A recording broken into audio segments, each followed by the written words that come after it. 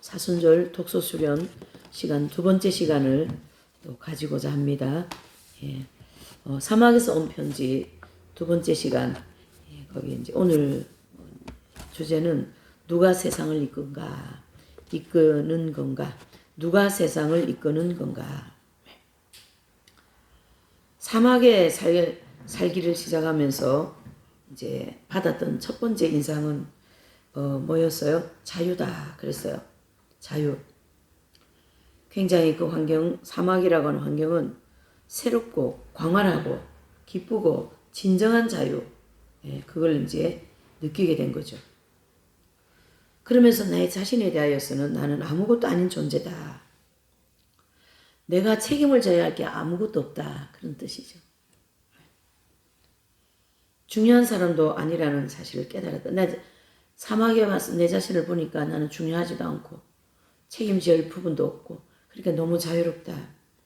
마치 방학을 맞이한 어린아이처럼 굉장히 기뻤고 밤이 되어도 잠을 이루지 못했고 그래서 동굴에서 나와가지고 별빛 아래에 펼쳐진 어떤 그 사막의 광활한 이런 걸 우리가 머릿속에 약간 그리면서 이렇게 좀 읽어야 됩니다. 그래야 분위기를 같이 느낄 수가 있으니까요. 느낌을 같이 좀 가지고 있으면 더 은혜롭죠.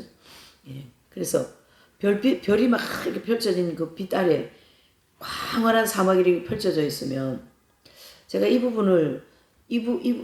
부분하고 똑같이는 느끼지 않는데 제가 이스라엘 갔을 때 갈릴리 호텔인지 뭐 거기 있잖아요. 거기가 좀 이렇게 굉장히 시설이 잘 돼 있고 앞에도 나오니까 잘 돼 있더라고요. 그 이제 그 앞에 밤에 잠깐 나와봤어요. 좀 나오고 싶은 마음이 있어가지고. 근데 하늘을 보니까 정말로 까만 하늘에 별만 막 그쪽에 별이 많더라고. 유난스럽게 바짝바짝한데 밤이니까 깜깜하긴 한데 굉장히 뭐 지금 여기 사막처럼 광활하진 않지만 뭔가 아닌 게 아니라 영혼의 광활함을 막 느끼는 영혼의 광활함 있잖아요. 그게 막 느껴지는 그런 걸 제가 좀 느꼈어요. 그날 밤에 그 호텔 앞에 나가가지고. 그래서 이게 이 중동 지역은 별이 많고 예.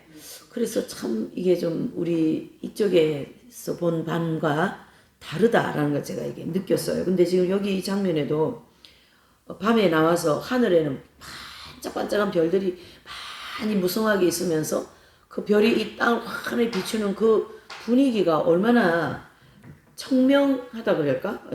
참 경이롭다. 이분은 그렇게 표현했어요. 경이로운 침묵 속에서 광활한 그 사막 위에서 경이로운 침묵 속에서 하늘을 향하여 외쳤다. 우리가 이 자유에 대해서는 굉장히 사람들이 자유에 대한 대화를 많이 하는데 자유는 하나님께 모든 걸 맡길 때 오는 자유가 있어요. 이 영적인 자유죠. 이 땅에서 우리가 뭐 주일날 쉬고 열심히 주조에 일 다니고 또 이제 공휴일이고 뭐 휴일이니까 쉬는 그런 자유보다도 여기서 얘기하는 자유는 영혼의 자유를 얘기하겠죠. 그러면서 환경이 자유를 누릴 수 있는 환경이에요 지금. 우리가 마음의 어디에도 무엇에도 매이지 않으면 이 자유가 우리에게 찾아올 수 있죠. 우리는 너무너무 많은 것에 매여서 삽니다. 건강 문제, 또 뭐 자는 문제, 먹는 문제, 가는 문제, 오는 문제 정말로 많은 것들에 매여서 사는데 이 수도 생활은 내지는 영성 생활은 단순한 게 아주 제일 중요한 거예요. 복잡한 그런 어떤 환경 내지는 연결이 줄이 많이 있으면 영적인 생활하기가 상당히 어렵죠. 그래서 이 자유는 마음이 어디에도 매이지 않는 자유로운 마음, 생각, 감정 모든 어디에도 그 모든 것이 어디에도 지배당하지 않는 자유로운 그러한 자유를 우리는 이 도시의 이 광활한 광야에서 이제 누릴 수 있는 그런 마음의 자세가 필요하겠죠. 그러면서 나의 하나님 나는 당신을 사랑합니다. 나의 하나님 나는 당신을 사랑합니다. 이 반복하는 거죠. 이 나의 하나님 나는 당신을 사랑합니다라는 이 단어 속에 이 외침 속에 하나님은 모든 세상과 인간의 생사화복을 이끄신다라는 고백이 같이 들어가겠죠. 그래서 어떻게 해야 돼요? 나는 하나님께서 이끄신 즉 주님이 나를 이끄신다. 이런 이제 그 자유로운 마음에서 나온 고백이겠죠.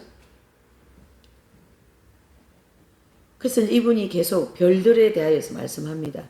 걷다가 지친 나는 모래 언덕 위에 누워 반짝이는 별들로 뒤덮인 하늘을 바라보았다.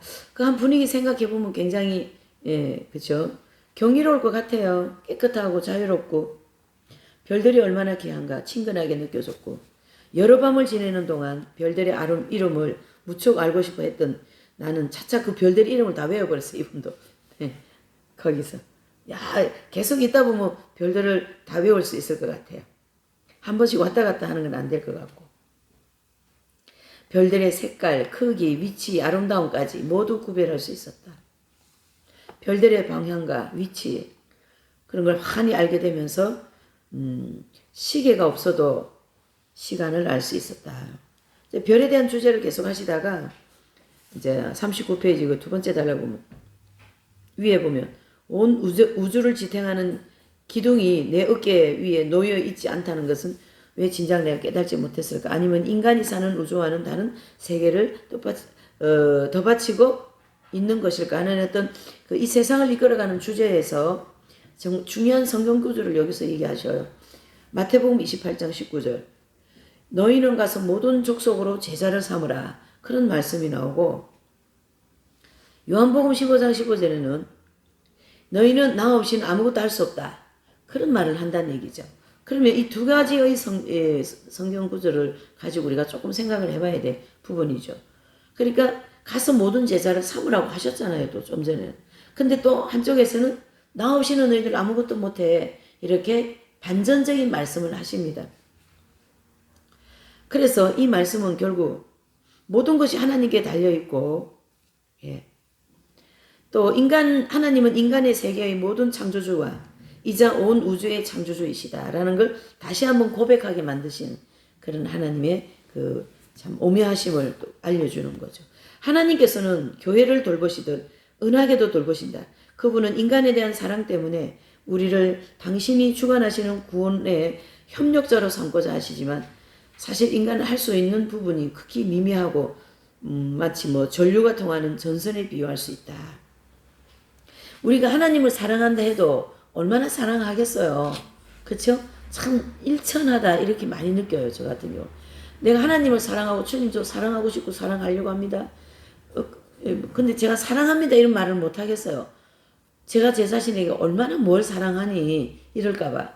근데 사랑하게 도와달라고 할 수는 있는 거죠. 주님이 주셔야 할 수 있는 일이니까. 마치 포도나무 그 나무에서 액을 가지고 가지에서 열매를 맺고 그 포도가 이제 튼튼하게 자라는 것처럼 가지에서 그 나무에서 액이 나오지 않으면 가지가 아무것도 못하는 거죠. 이 나무가 그리스도이신 나무가 되게 중요하고 우리가 예수님이신 그 나무에 주님께 액을 받아서 열매를 맺는 생활을 할 수 있다.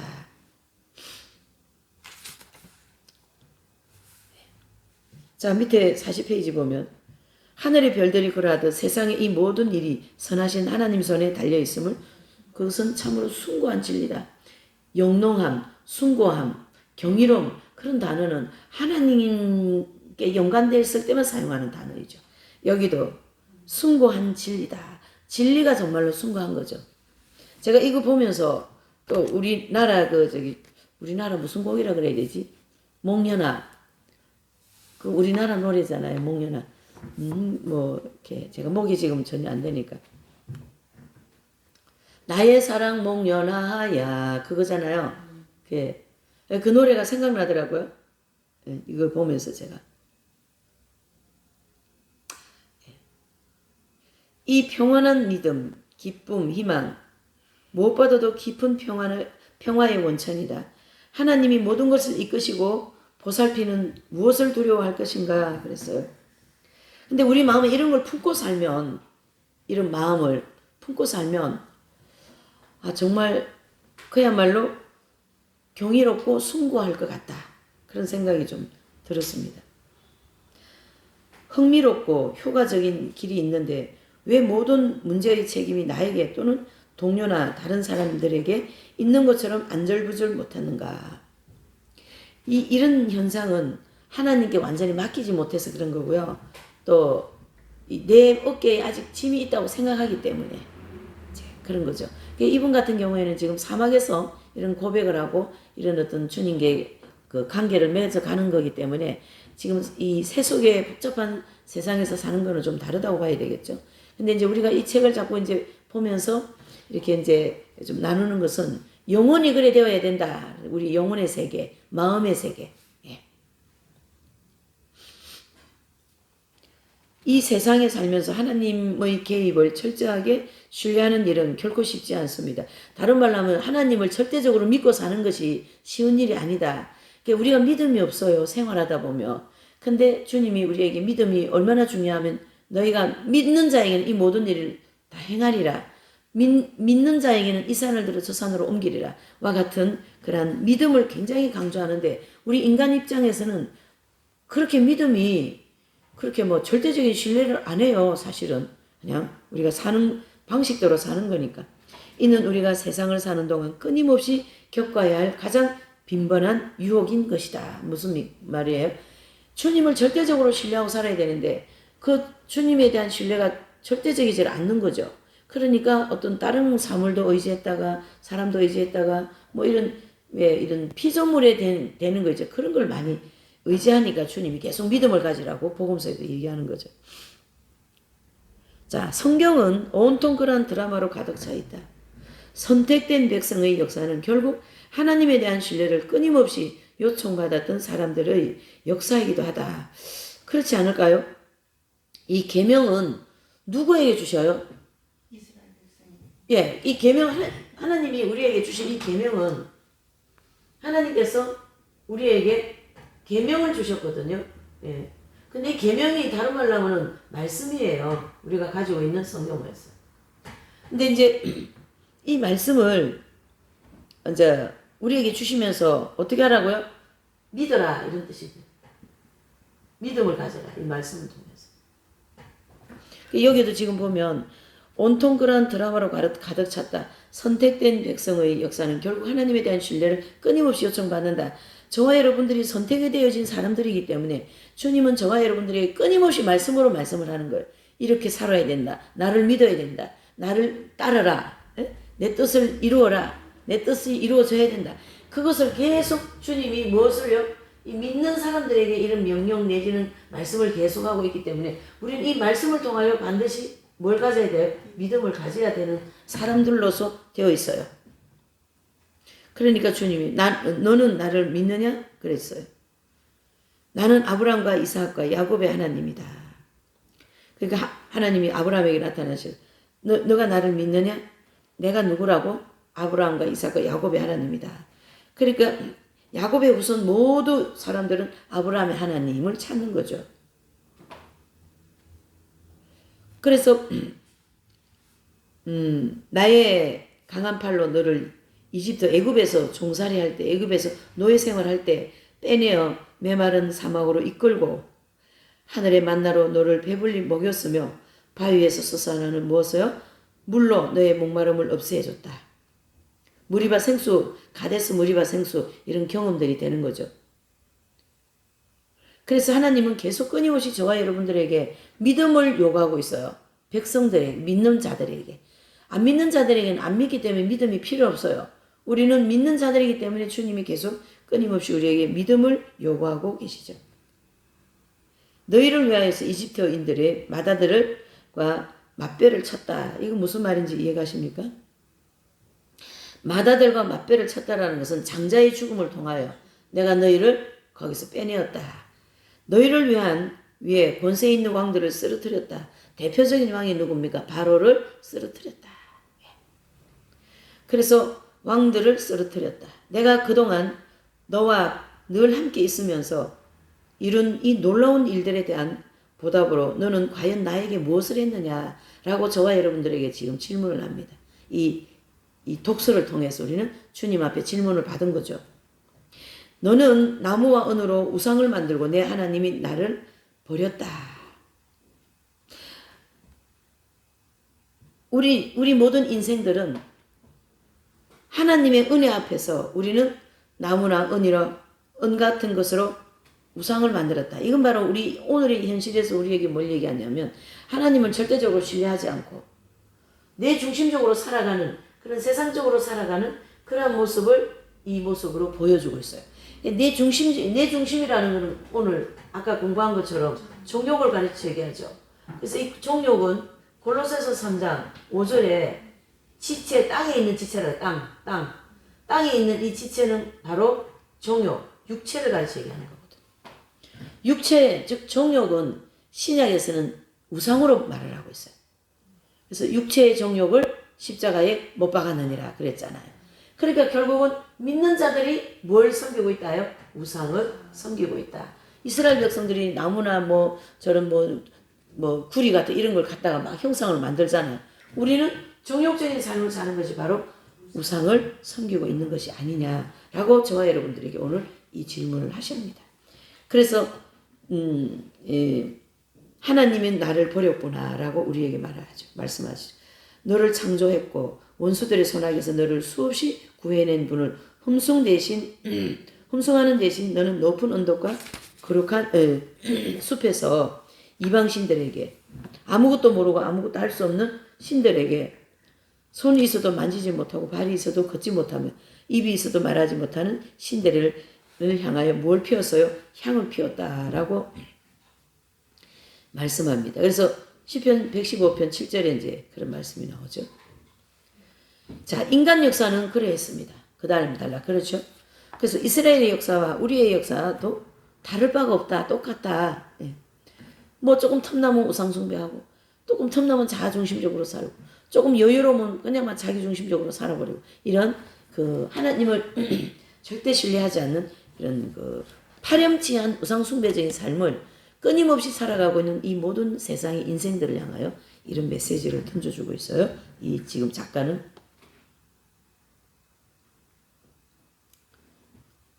하나님을 믿는다고 하면서 실제로는 권력자들에게 의지하고 그들이 하는 말을 신뢰하고 세상에 이런 무름지기 모든 손에 있어야 안전하다라고 믿으면서 그들의 손에 그들에게 그것을 청해야 한다라고. 그러니까 권세자들에게 이 세상에 있다 이렇게 생각한다는 얘기죠. 사람들이. 우리도 하나님께 기도한다고 하지만 실제로 사람들을 회심하게 만드는 건 위대한 설교자들이라고 한다. 예. 하나님의 나라의 확장을 위한 우리의 기도를 그저 무모하게 부질없는 일로 여긴다. 이처럼 믿음과 감상주의가 혼합된 낯설고 모호한 삶, 하나님과 세상과도 멀리 떨어져 있는 삶을 살다 보니 우리의 신앙생활도 기도와 모순과 타협이 뒤범벅되어진 가련한 모습이 되기 쉽다. 되게 중요한 대목입니다. 이 대목이요. 네. 자, 하나님만이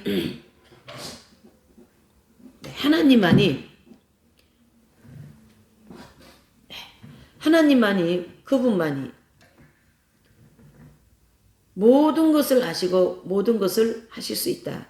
그것은 진리다. 신앙은 그 진리를 조금씩 깨닫게 한다. 우리가 신앙생활을 하면서 조금씩 깨닫잖아요.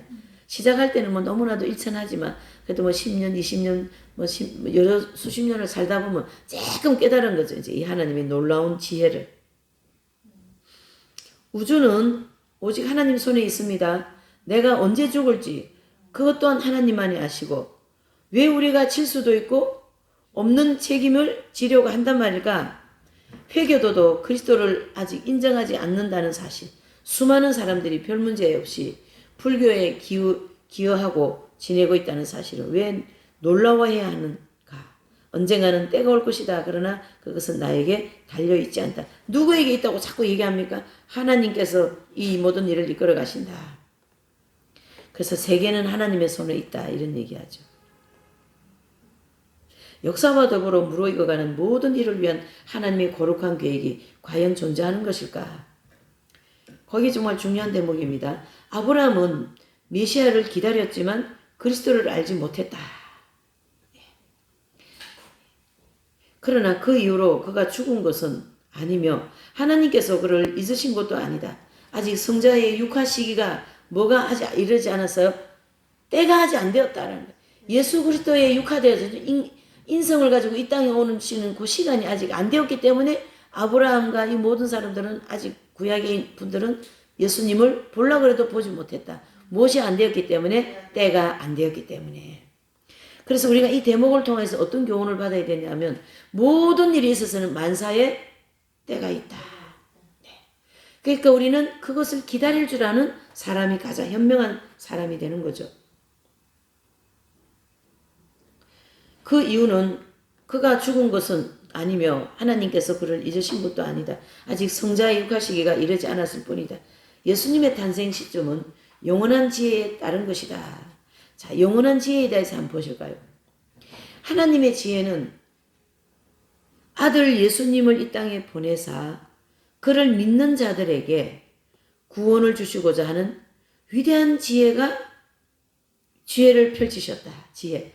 그러니까 아들을 보내셔서 우리 인간 세상을 구원하시고자, 이거는 하나님의 지혜 외에는 그 누구도 할 수 없는 일이다. 이런 얘기예요.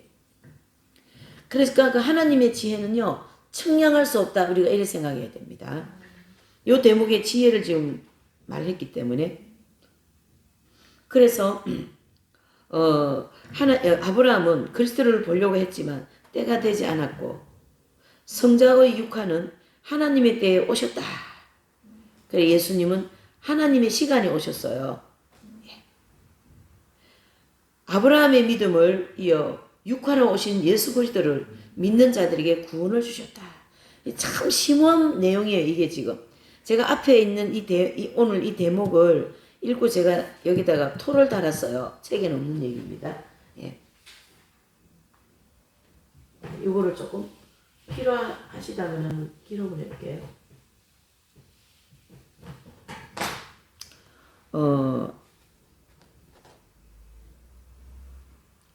예수님의 탄생 시점은 영원한 지혜에 따른 것이다. 자, 하나님의 지혜죠. 하나님의 지혜. 이 하나님의 지혜는 아브라함이 예수님을 만나려고 했어도 만나지 못했다는 것은 뭐가 안 됐다는 얘기예요? 때가 아직 안 되었다라는 얘기죠. 그래서 아브라함은 그리스도를 보려고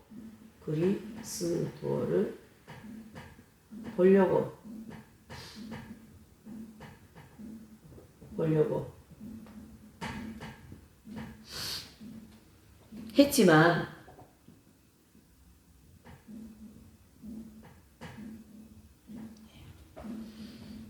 때가 되지 않았다. 때가 되지 않았다.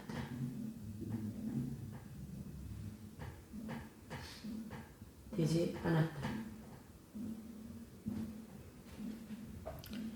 그 다음에 성자의 육화는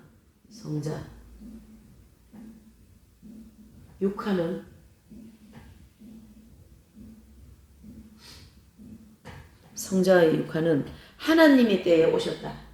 하나님의 때에 오셨다.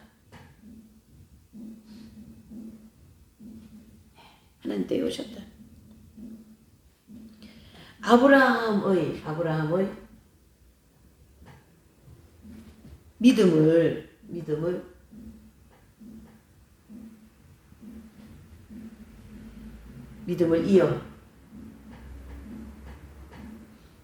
이어 육화로 오신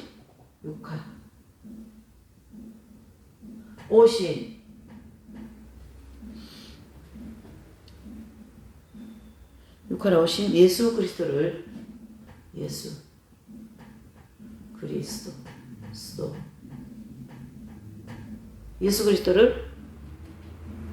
믿는 자들에게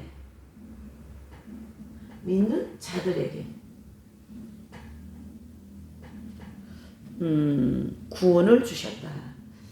제가 이 대목을 읽으면서 이게 이제 좀 제가 이렇게 막 이렇게 깨달아지더라고요. 이런 지혜가 막 떠오르더라고요.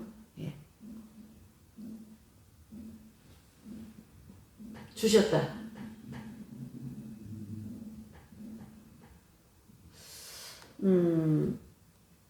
하나님의 지혜는 아브라함을 제일 먼저 부르고 거기다가 믿음을 가지라고 요구를 하고, 이 믿음이 아브라함 실제의 자신은 육화로 오신 예수님을 못 만나고 가셨지만 이 믿음이 있는 자들은 육화로 오신 예수 그리스도를 어떻게 해요? 만날 수 있었다라는 거죠. 이게 어떻게 인간의 지혜로서 할 수 있는 일입니까? 할 수 없는 일이죠.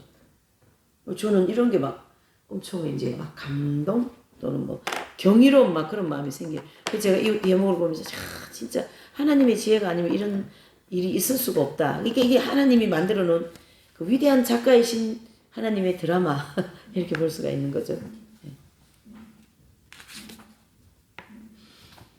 자, 이 육하러 오신 때가 참에 육하러 오신 분을 육하러 오신 즉 육신으로 오신 예수 그리스도를 만난 분들이 있잖아요. 아브라함은 못 만났지만 그렇죠. 이제 요거는 다 적으셨으니까 그죠? 요거는 좀 이렇게 하고 이제 성경 구절을 누가복음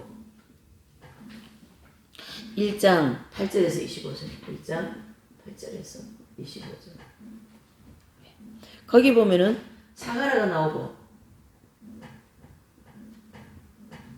그 다음에 엘리사벳이 나오죠.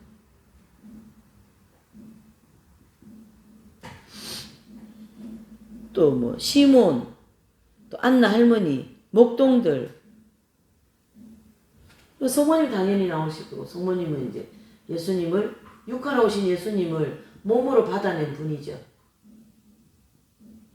몸으로 받으신 성모 뭐 마리아 그렇게 되는 지금 마리아라는 소리를 다 하기가 어렵더라고요. 네. 하나님의 지혜가 이런 인간이 측량할 수 없는 처음에 하나님께서 아브라함을 부르시고 여기다 믿음을 실어서 이 일이 지금까지 여기 이렇게까지 연결이 되는 거죠.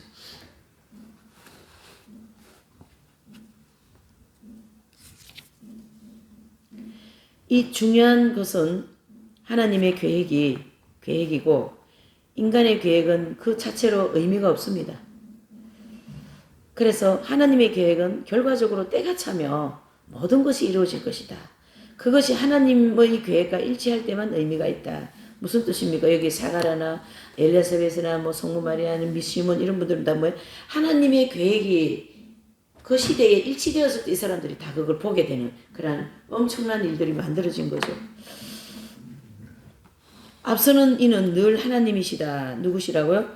하나님이 우리 앞에 대장 되신 예수 그리스도가 서신 거죠. 만일 하나님께서 육하의 시점을 그대로 정하지 않으셨다면 마리아도 그리스도를 보지 못한 채 메시아를 기다리다가 죽었을 겁니다. 예. 만일 예수님을 따라오려고 부르지 않으셨다면 갈릴레아 사람들 여전히 호수에서 물고기를 잡고 가파르타나 가버나움이나 뭐 그런데 회당에 그런 데나 드나들었겠죠. 믿음 안에서 배워야 할 진리는 하나님의 때를 기다립니다. 진하게 책을 취하세요. 너무나도 멋있는 대목입니다.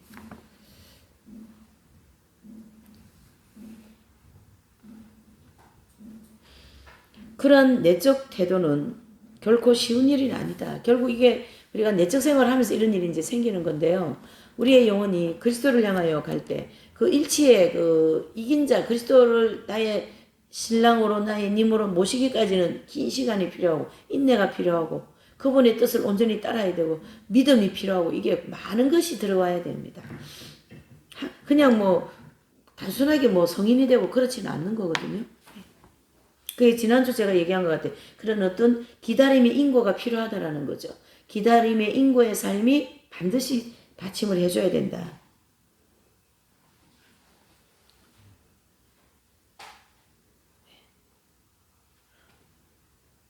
그럼에도 우리가 수행해야 할 가장 지혜로운 과제는 기다리기와 계획을 세우지 않기.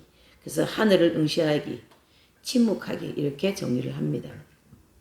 우리는 지금 시점이 어떤 시점이냐면 마지막 때이기 때문에 추수 때까지 기다리는 그런 믿음이 필요합니다. 추수 때까지 기다리는 믿음. 우리는 누구를 어디에 응시해야 돼요? 하늘에 응시해야 돼요. 우리의 시각이 하늘에 다가 있어야 돼요. 그래서 하늘 예수 그리스도를 응시하고 거기에 반드시 침묵이 필요합니다. 우리는 어렵고 힘들면 말을 많이 하려고 그래요. 내 어려움을 자꾸 얘기하고자 하는 그런 속성을 가지고 있는데 하나님은 그럴 때일수록 침묵을 계속 원하고 있습니다. 그래서 하늘을 응시하는 것은 바로 주님을 바라볼 때, 주님을 어떻게 해요? 예, 바라볼 때. 그러다 보면 부름의 시간이 올 것이다. 바야흐로 이제 말을 해야 할 시간이다. 결실을 거둘 시간이 올 것이다. 때가 되면 모든 것이 이루어진다. 이런 뜻이 되는 겁니다.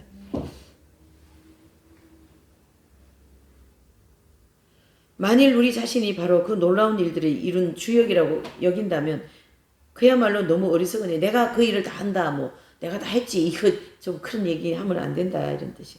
정작 경탄해야 할 일은 하나님께서 그토록 비참하고 가련한 우리를 뭐로 쓰셔요? 도구로 사용하시는 거에서 우리는 경탄해야 된다.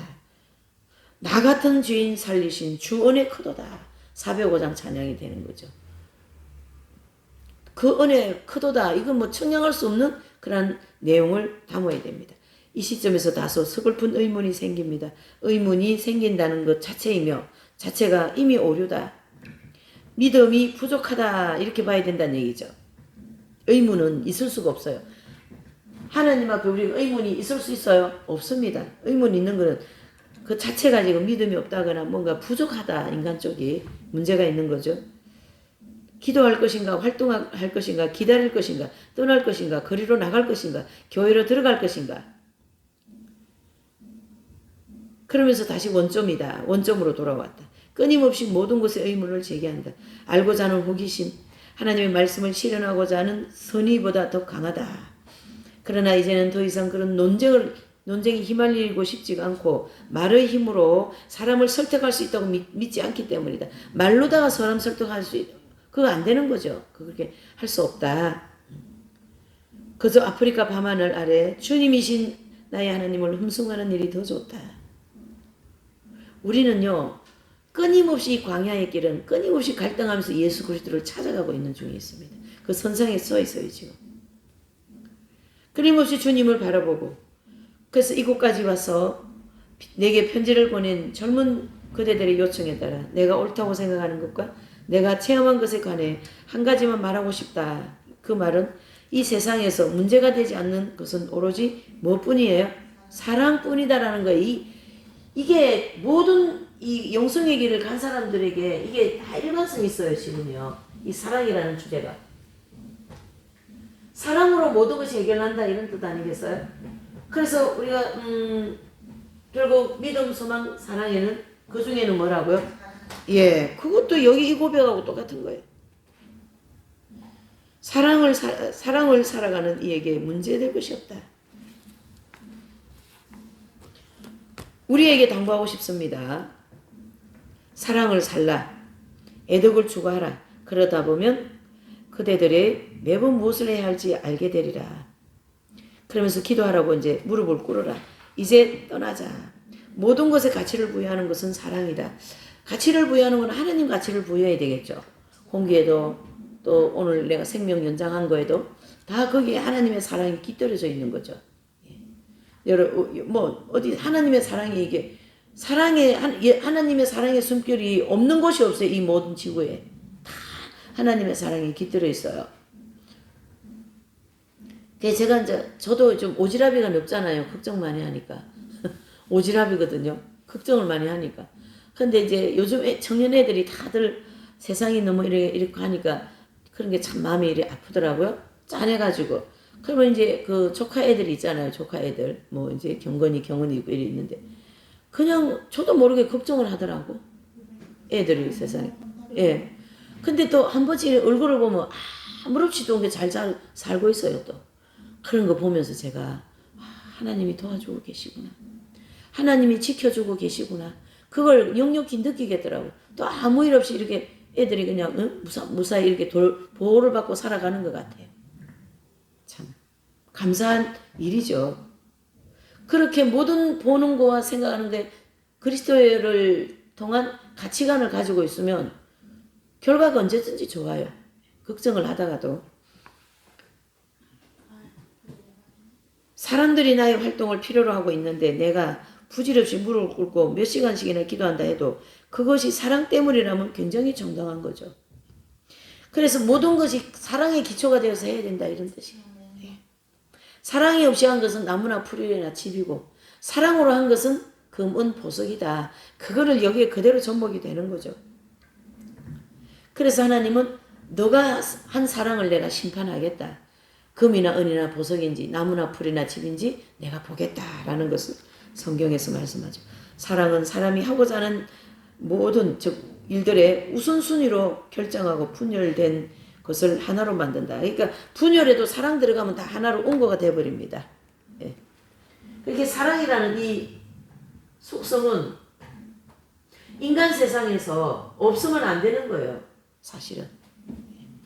우리가 서로 살아가는데도 사랑이 있어야 돼요. 예. 애정이라고 그러죠. 또 애정. 서로 사랑하는 것은 꼭 필요합니다. 사랑은 관상과 활동의 통합이다. 관상과 활동, 여기 관상이라는 것은 이 관자가 볼관자거든요. 그러니까 이 관자는 볼관자인데 누굴 쳐다본다요?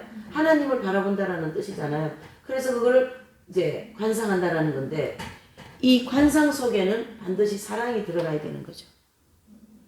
주님을 바라보고 주님을 믿고 우리가 주님 뜻대로 살아가는 그 모든 것이 다 사랑으로 이루어져야 된다라는 것을 말씀하는 거죠. 그래서 그 하나님의 사랑, 요한복음 3장 16절 하나님께서 세상을 이처럼 사랑하사, 그렇죠? 독생자를 보내셨다는 얘기죠. 그 십자가에 돌아가시게 한 그 사랑이 우리를 구원하셨다. 이 사랑이 없으면 아무것도 안 됩니다. 솔직히. 사랑에 대해서 한번 우리가 주제를 놓고 묵상을 하면 큰일 날 뻔했다.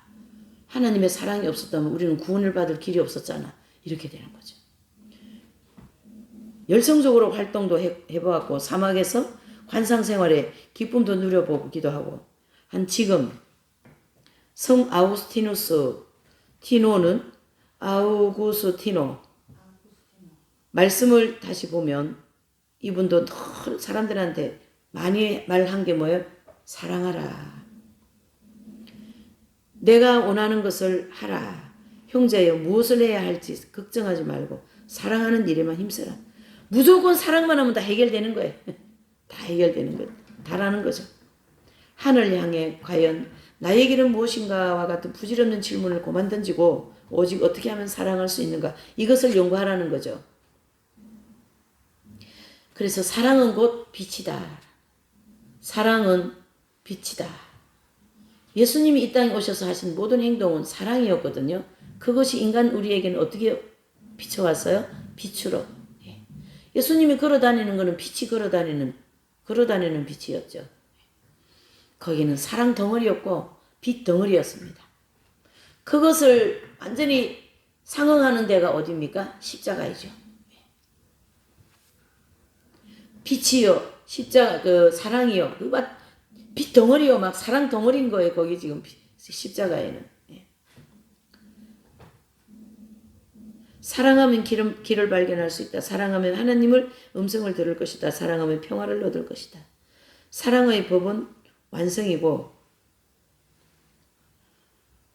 그러니까 사랑은 법의 완성이다. 모든 주님이 주신 계명이 있잖아요. 그게 전부 다 사랑하면 그 계명이 다 완성된다. 사랑이 이게 지금 보통 큰 게 아니죠. 엄청난 거예요. 그렇게 따지면 모든 삶의 규범이며 모든 문제 해결책이고 모든 성독을 향한 도약이다. 그래서 계속 뭘 외치고 있어요? 사랑하라. 그리고 내가 원하는 바를 하라. 사랑하면 사랑하는 대상이 원하는 바를 하게 한다. 그 사랑하게 한다는 그분이 누구죠? 예수님이 하게 하신다는 얘기죠. 그 사랑의 포로가 되기 때문이다. 사랑의 요구는 끝이 없다. 그래서 사랑의 대상이 십자가에 달리신 하나님이라면 더 말할 나위가 없고 내 뜻이 아니라 예수님의 뜻, 곧 성부의 뜻만을 따르게 됩니다. 그래서 예수님의 십자가는 사랑의 완결판이죠. 그래서 십자가는 사랑의 완성판이다. 이렇게도 얘기합니다. 그것은 결국 이 세상에서의 나의 소망을 온전히 실천하는 길이자 뭐예요? 완덕에 이르는 길이다. 그러니까 이 광야길을 쭉 40년을 걷고 나서요. 남는 거는 사랑밖에 안 남습니다. 세상을 지탱하고 별들이를 움직이고 사람들을 변화시키고 생명을 주관하는 모든 것의 모든 것 하나님이 하시는 일이다. 믿음의 성조인 아브라함은 창조하시고 모세를 부르셨으며 다윗에게 영감을 주시고 마리아와 요셉을 준비시키셨다. 그리스도의 강생과 희생을 원하시는 시고 교회를 세우신 분도 누구셔요? 하나님이시다. 그분은 세상 끝날까지 구원 활동을 계속하신다. 그러므로 나는 아무것도 아니다. 옆에다 토를 달아줘야 되네. 그러므로 나는 아무것도 아니다. 이렇게 답이 나와야 되겠죠? 여기까지 읽었을 때는.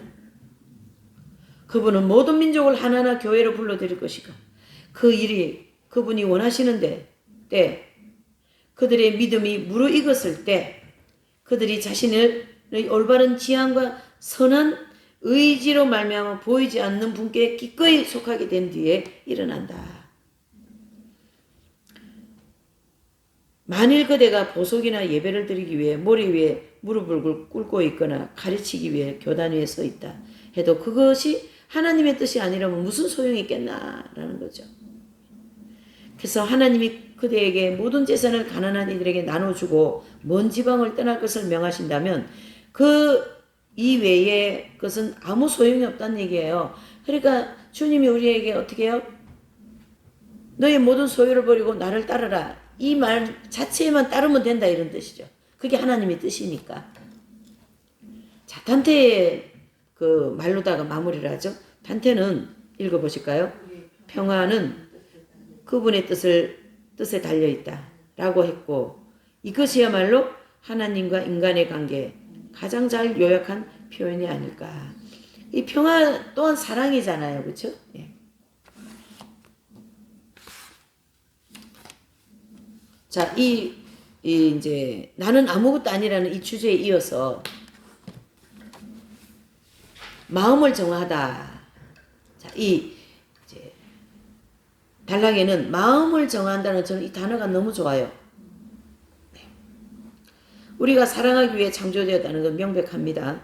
무엇을 사랑해야 하고 어떻게 사랑해야 하는지는 깨닫기는 쉽지는 않습니다. 피조물을 사랑하는 것은 잘못이 아니에요. 우리가 저런 아름다운 자연을 사랑하는 것은 잘못이 아니다. 예, 모든 피조물을 사랑하는 것은 잘못이 아니다. 우리의 창조의 목적에 속한다는 얘기. 우리 서로 사랑해야 되고 피조물 사랑해야 되고 모든 들에 있는 꽃이나 나무나 흙이나 돌이나 다 사랑해야 될 대상들이죠.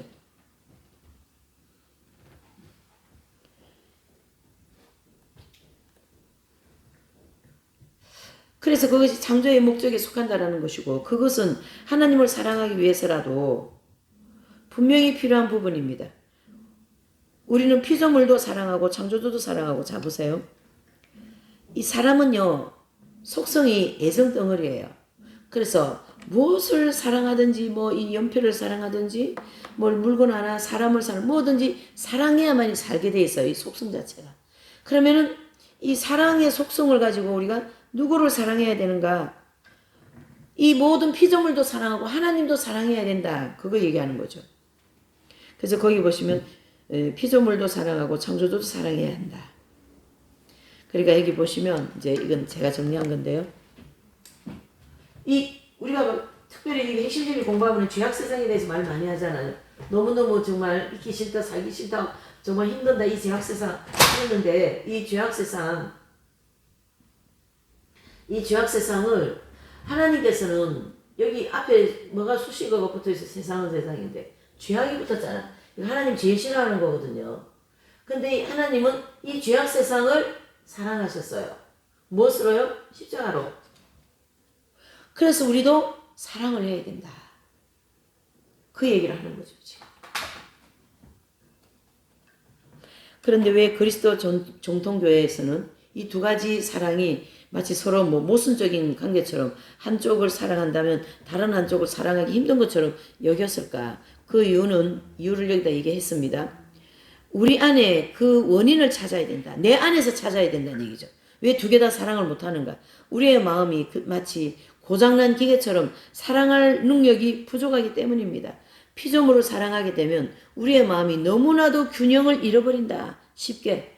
그러나 피조물을 사랑하면 이제 균형, 우리 마음의 균형을 잃어버린다라는 거죠. 결국 이 피조물 세상인데 여기를 이제 사랑하면 우리한테 어떤 현상이 와요? 마음의 균형이라는 것은 이 세상을 사랑하다 보면 이 세상에 우리가 집착을 해버리고 이 사랑이 더러워져요. 쉽게 얘기해서. 육적인 사랑이 된다 이런 뜻입니다. 육적인 사랑. 그래서 거기 밑에 달랑 나오죠. 피조물에게 집착하기 시작하면 그것을 소유하고 싶어하고 더 나아가 독점하고 싶어하고 그렇게 집착하다 보면 전체를 보지 못한다. 게다가 피조물과 무절제한 관계를 맺어 그것을 타락시키거나 노예화하고 거기 매인다라는 거예요. 심지어 그것의 종이 되기도 합니다. 특히 그러한 집착이 성과 관계된 배타적 사랑으로 이어지는 경우 더욱 폭력적인 모습으로 드러납니다. 질투와 이기주의 등 온갖 부정적인 요소를 초래할 수 있기 때문입니다. 육적인 사랑의 결과가 그렇다라는 뜻입니다. 이거 뭐 남녀간의 사랑도 부모와의 사랑도 이게 육적인 사랑이기 때문에 이 사랑에는 반드시 어떤 이런 좀 후유증이 남는 거죠. 후유증이. 이른바 특별한 우정의 경우도 마찬가지입니다. 평정을 이루면서까지 한 친구에게 애착을 하다 보면 사물을 균형 있게 바라보는 안목을 물론 심한 경우 순수함까지 다 잃어버립니다. 그래서 세상을 멀리하라 이런 뜻이고 왜 여기 지금 이런 얘기가 계속 이런 얘기가 정화됐냐면 여기 주제는 뭡니까? 마음을 정화해야 되잖아요. 그러니까 마음 안에 이 세상이 들어와 있으면 그걸 정화해야 된다. 그걸 지금 얘기하고 싶은 거죠. 재물에 대한 사랑도 그렇습니다. 재물에 대한 애착이나 사람을 눈물게 하여 재물은 애착하고 이러면 우리 눈을 멀게 하고요. 노예로 만들기도 합니다. 돈의 노예가 되게 만들어버리는 거죠. 그렇죠? 예. 또 그 자체에 대한 사랑도 그것이 덕이라는 그 이름에 가면을 쓰면 위험하게 됩니다. 주일에도 쉬지 않고 일하는 농부가 얼마나 많은가. 많이 거두고 싶은 욕심이 그들을 밭으로 내몰기 때문이다. 이게 바로 뭐죠? 욕심. 예. 농부가 하나라도 더 심어가지고 결실을 만들려고 하는 그 욕심 때문에 주의 일을 이제 지키지 못한다. 얼마나 많은 사업가가 자기가 벌여놓은 사업에 휩쓸려서 삶의 지옥 같은 삶을 사는가.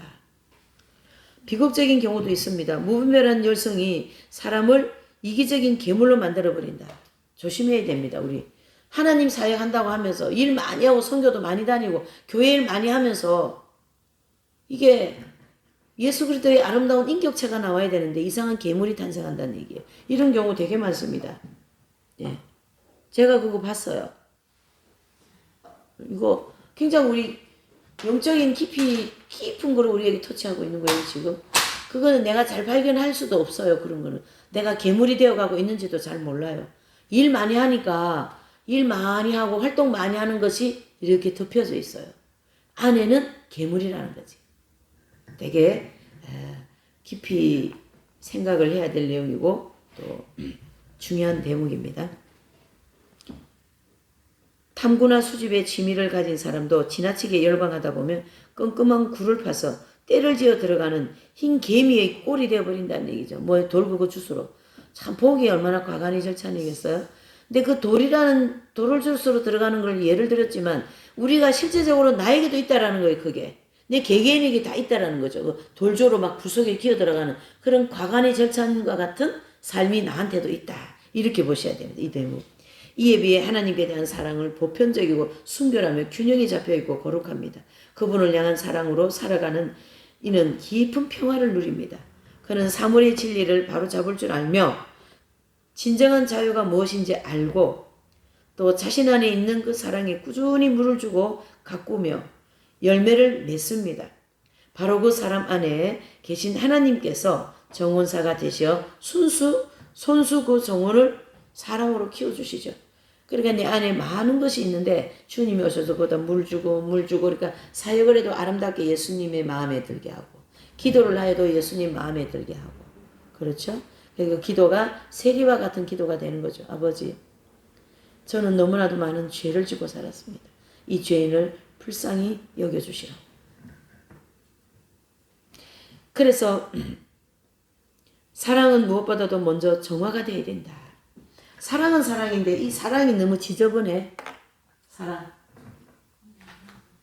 사랑이 굉장히 지저분합니다. 그러니까 이 주제가 지금 마음의 정화니까 사랑. 이것은 좀 연단을 받아야 돼요. 다른 말로 하면. 연단을 받아서 이 사랑이 뭐 돼야 돼요? 정화돼야 돼요. 예. 연단을 받았어. 그래서 우리의 사랑은 뭘 받아야 돼요? 심판을 받아야 되는 거예요. 지난가에 있었잖아요. 당신의 사랑은 심판을 받을 것이다. 그 단어가 멋있지 않으세요? 저는 되게 멋있던데. 사랑을 정화한다는 것은 무슨 뜻인가? 그것은 무질서한 감각과 유혹의 어둠으로부터 자유로워짐을 뜻한다. 다른 말로 그것은 사랑을 조건 없이 베풀 수 있는 상태가 되는 것을 의미한다. 뭐예요? 조건 없는 사랑을 실천하라. 근데 여기서 지금 연단받지 않는 이 사랑은 반드시 뭐가 붙어요? 조건이 붙어서 그 조건에 따라서 서로 사랑하게 되는 거죠. 이것은 지저분한 사랑이다. 죄를 짓기 일쑤이고 또 너무나도 자주 이기주의에 사로잡혀는 나약한 피조물인 우리에게 있어 사랑을 조건 없이 베푼다는 건 얼마나 어려운 일인가. 내가 맨날 포주기만 하니까 나 받는 것도 하니까 내가 얼마나 힘들겠어요. 그러나 여기서 지금 얘기하고자 하는 주제는 그런 모든 것에 조건 없이 사랑을 베풀라. 우리는 죄와 악의 심연을 잊지 못할 때가 많습니다. 그러니까 내 자신을 알으라는 거죠. 소크라테스를 많이 떠올려야 되겠죠. 나는 지금 자기 자신을 위해서만 재물을 모으는 부자나 쾌락을 위해서 모든 것을 불사하는 불황당 또는 하나님께만 드려야 할 예배로 가로채는 파렴치에 대해 이야기하려는 것이 아니다. 이게 되게 중요합니다. 여러분 잘 보셔요. 이른바 선하다고 자처하는 이들, 또 신심가라고 불리는 이들, 스스로 모범적인 신앙생활을 하고 있다고 믿으며 하나님 저는 다른 사람과 같지 않습니다. 누가복음 18장 11절 라는 교만한 말을 전능하신 분 앞 그 제단 앞에서 서슴없이 하고 이들이 이기심에 대해 말하고자 한다. 지금 앞에 얘기한 거를 역설적으로 또 뒤에다가 얘기했잖아요. 그것은 예수님을 대충 믿는 사람한테 얘기한 게 아니다. 나름 열심히 주님 잘 믿는다고 하는 사람들에게 이 얘기를 지금 한다. 그렇다 흔히 우리는 살아가면서 은연중에 나는 다른 이들과 다르다라는 그런 어떤 믿는 만용을 부릴 때가 있다라는 거죠. 있어요. 없다 그러면 거짓말이겠죠. 이것이야말로 아주 위험한 위기주의에 비롯된 가장 근본적인 거짓말입니다. 그 거짓말을 바탕으로 우리의 이기주의는 스스로 만족을 위한 신심과 기도까지 동원하면서 견고한 바벨탑을 쌓아가고 있다. 초대교회 이제 그 당시 바리새인이나 제사장들은 이런 현상이었잖아요. 나름대로 뭐 율법에 능하고 제사장이고 뭐 믿음 잘 지키고 또 주일 성수 잘하고 율법 잘 따르고 그들이 저기 길 중앙에 서가지고 나는 11조 꽂고 가고 일주일에 2번 금식합니다. 그 기도를 주님이 안 받으셨어요. 그걸 얘기하는 거죠. 누구 기도 받으셔요? 세리의 기도 받으시죠. 그들이 개나 돼지같이 아주 미천하고 그렇게 사람을 오히려 어떻게 해요? 주님은 그 사람들을 기도를 받은 거예요. 그 사람들의 기도.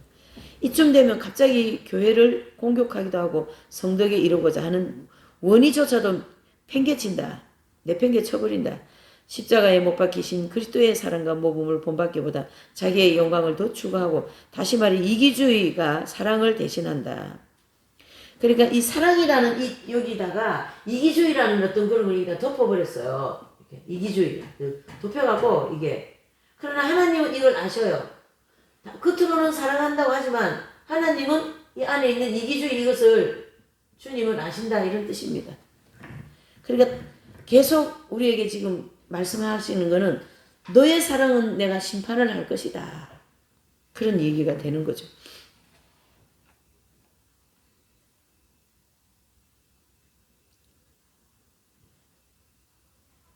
그래서 이기심 때문에 하나님께서 자신을 봉헌하고 이기심 때문에 수도자가 되고 이기심 때문에 문에 병원을 세우고 예. 이기심 때문에 보속하는 그런 경건에 다다른다. 예, 이거는 경건의 모양은 있어도 경건의 능력은 없다 이렇게 봐야 되죠. 눈먼 영혼을 깨우치기 위해 고통의 길 말고는 다른 방법이 없습니다. 어떤 충격요법을 가져야 우리가 약간 정신을 차리거든요. 그래서 그 충격요법이 바로 고통이요 다른 말로 하면 연단이다. 하나님은 추위와 메마름 그리고 어두운 밤이라는 벽에 부딪히게 하십니다. 우리를 사방팔방 사면초가로 만들어 놓으시고 그러면서 위로는 고통으로 기쁨은 슬픔으로 바꾸셔 버립니다. 사방을 온통 가시밭으로 둘러싸이게 하고 마치 그 영혼이 기도를 포기해야 하게 만드시는 듯 짙은 구름으로 그냥 확 뒤덮여 어둡다라는 거예요. 그때뿐만 아니라 한때 주님 저는 다른 사람들과 같지 않았습니다. 확신에 차서 말했던 그 가련한 그에게 실패, 병고, 절망, 노쇠가 덮쳐버렸어요. 그리하여 자신도 비겁하고 나약한 존재라는 진실을 깨닫게 되고 더는 자신이 다른 이들과 다르다는 주장을 계속하기 쉬울까요? 어려울까요? 어려운 거예요. 여러분 속 시원하지 않으세요? 네, 속 시원한 거예요. 바로 시편에 그러한 인간의 목소리가 잘 드러나 있습니다. 우리 한번 읽어보시죠. 시편 시작. 주님 나의 주님 낮 동안 당신께 부르짖고 밤에도 당신 앞에 울부짖습니다. 제 영혼은 불행으로 가득 차고 저는 기운이 단 사람처럼 됐습니다. 저는 마치 무덤에 누워있는 자들과 같습니다. 당신께는 저를 깊은 어둠의 구름 속에서 던지셨고 당신 분노의 파도가 저를 짓누릅니다. 시편 88장 2절 6절에 참조 이 말씀. 사랑은 그렇게 정화되어야 된다 이런 뜻이죠. 사랑의 불, 그게 성령의 불입니다. 우려의 껍데기를 태워 우리를 알몸으로 만들고 그때까지 하나님의 손을 놓고 기다리신다. 하나님은 손을 놓고 우리가 그 불구덩이에서 연단받고 정화될 때까지 기다려주시는 거예요. 이처럼 우리는 마냥 기다리시는 그분은 사랑 자체이다. 기다리는 게 사랑이 없으면 안 돼요. 인내는요 사랑이 없으면 안 돼요. 솔직히. 그래서 영혼은 오직 무엇을 통해서만요? 십자가를 통해서만 진정한 자유로울 수 있고 성자는 인간을 구원하기 위해 가혹한 십자가형을 마다하지 않으셨어요. 그래서 우리가 예수님을 사랑하는 것이 마땅한 겁니다. 그것이 바로 십자가 없이는 죄의 용서가 이루어지지 않고 또 거룩한 가르침이고 이 모든 것은 엄연한 신비다 그랬어요. 자, 고통은 사랑을 정화한다. 아주 정확한 답이죠. 고통은 사랑을 정화한다. 고통은 사랑을 진실하고 순수하게 만듭니다. 고통은 괴로워하는 이 안에 있는 사랑이 아닌 부분을 제거합니다. 고통은 사랑을 왜곡하는 유혹적인 가면을 벗기고 무상의 사랑만 남긴다. 순수한 사랑, 아무것도 섞이지 않는 사랑. 고통의 홍수가 영혼을 휩쓴 뒤에 참된 것만 남기기 때문이죠. 그렇게 정화된 영혼에는 아주 가냘픈 가지들만 남게 되는데 그 가지들을 성령이라는 비둘기가 은총이라는 선물을 전하기 위해 머무는 곳이다. 참 실적인 표현을 많이 쓰셨죠. 자, 그는 눈물과 한숨 가운데 나지막한 소리로 예 하고 대답합니다. 그 대답은 임종의 고통 중에 계시된 예수님의 그 위대한 예가 다 닿았더니 반항이 되어 올린다. 마침내 그는 하나님과 또 사람들과 싸우기를 그친 갓난아이가 된 것처럼 그저 하나님 아버지의 품만 필요한 존재가 된다. 이게 바로 연단받은 결과로 나오는 결과물입니다. 처음에는 뭐 내가 하늘 땅만큼 사랑하는 것으로 내가 착각하고 살았어요. 근데 이런 연단을 받으며 고통을 통하여 그리스도에 대한 그 진정한 사랑이 이제 나타난 거죠. 이제 그는 아무 조건 없이 사랑할 수 있다. 다른 연단받고 난 다음에 결과가요. 조건 없는 사랑을 실천할 수 있는 거예요. 아무 조건 없이 사랑할 수 있고 다른 종류의 사랑은 더 견딜 수 없게 됩니다. 감상주의 앞에서는 역겨워지고 계산적인 사랑 앞에서는 몸소리치고 마침내 그는 하나님의 논리, 그 낯선 심오한 그 안으로 들어갑니다. 그분 사랑의 무상성과 하늘나라의 논리가 잘 드러난 유명한 비유를 보시면 뭐예요? 마태복음 20장 1절에서 15절. 하늘나라는 요거 이제 서 있었다는 게 한 단락이잖아요. 한 단락씩 우리 읽어보실게요. 하늘나라는 자기 포도밭에서 일할 일꾼을 사려고 이른 아침에 집을 나선 한 임자와 같다.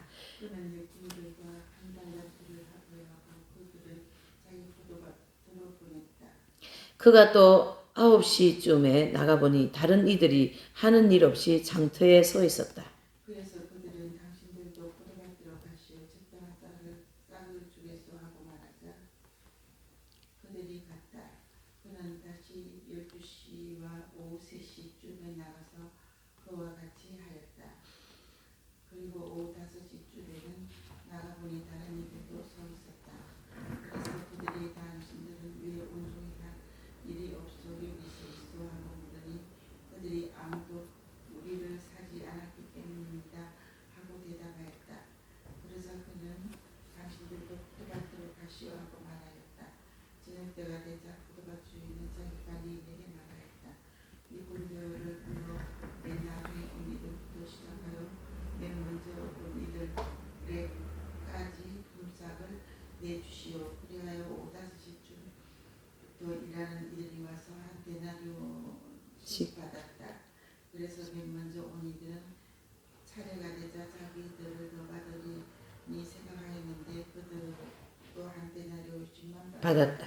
그것을 받아들이고 들고 그들은 밭 임자에게 투덜거리면서 맨 나중에 온 저자들은 1시간만 일했는데도 떼약볕 아래서 온종일 고생한 우리와 똑같이 대우하시는군요 하고 말하였습니다. 그러자 그는 그들 가운데 한 사람에게 말하였습니다. 친구여, 내가 당신에게 불의를 저지른 것이 아니요 당신은 나와 한 데나리온으로 합의를 하지 않았어. 당신 품삯이나 받아 돌아가시오. 나는 맨 나중에 온 이 사람에게도 당신에게처럼 품삯을 주고 싶소. 내 것을 가지고 내가 하고 싶은 대로 할 수 없다는 말이요? 아니면 내가 후하다고 해서 시기하는 것이요? 이렇게 이제 비유를 가지고 말씀했어요. 바로 시기심에 사로잡힌 사람은 이 비유를 쉽게 이해하지 못합니다. 죽기 전에 이 비유를 이해하는 사람은 행복한 사람이다. 그는 마침 시기에서 벗어나 무상의 나라, 참사랑의 나라로 들어갈 것이다. 오직 천국은 무엇으로 들어간다는 뜻이에요? 예, 그리스도의 공로로 들어가는 나라다. 나는 공로가 없다.